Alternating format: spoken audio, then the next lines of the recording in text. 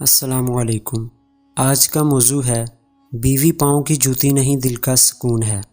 ہم ایک ایسے سماج کے وارث ہیں جہاں آج بھی کچھ مرد اپنی بیوی کو نوکرانی سمجھتے ہیں، جہاں عورت کو پاؤں کے پاس بٹھا دینا، اسے اپنی جوتی کہنا اپنی بڑائی سمجھا جاتا ہے۔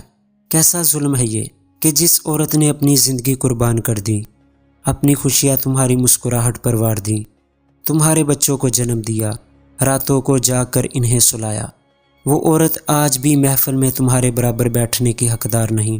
کیا یہ انصاف ہے؟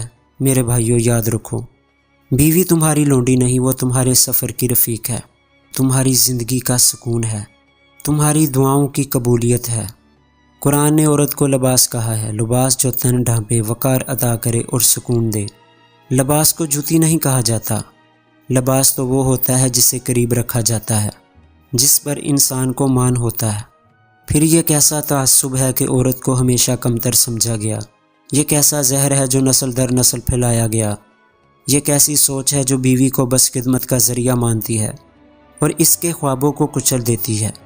یاد رکھو، عورت کے ساتھ اچھا سلوک کرنا، اسے عزت دینا، اس کے وجود کو تسلیم کرنا، یہ صرف شوہری محبت نہیں، یہ ایمان کا حصہ ہے۔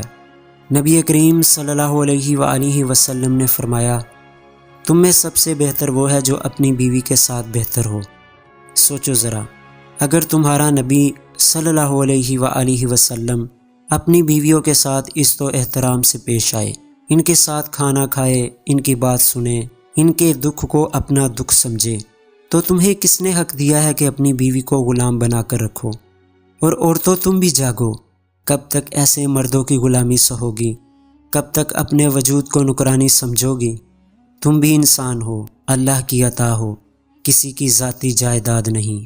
اور والدین، کب تک اپنی کم سن بیٹیوں کو ایسے مردوں کے حوالے کرتے رہو گے جو عورت کو عزت نہیں صرف خدمت سمجھتے ہیں؟ کیا بیٹیاں محض قربانی کا جانور ہیں یا وہ بھی انسان ہیں، روشنی ہے، سکون ہے؟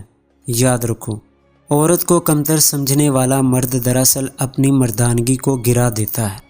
جو عورت کو غلام بناتا ہے وہ محبت نہیں نفرت بوتا ہے، اور جو مرد اپنی بیوی کو عزت دیتا ہے وہ دراصل اپنے ایمان کو روشن کرتا ہے۔ سوچ بدلنی ہوگی، عورت کو اس کا اصل مقام دینا ہوگا، کیونکہ خوشحال زندگی وہی ہے جہاں شوہر بیوی کے برابر بیٹھے، برابر کا حق دے اور اسے اپنی جوتی نہیں اپنی دعا سمجھے۔ دوستو، اگر آپ کو ہماری یہ ویڈیو پسند آئی تو ہماری اس ویڈیو کو لائک کریں، کمنٹ کریں، شیئر کریں اور ہمارے چینل کو سبسکرائب کریں۔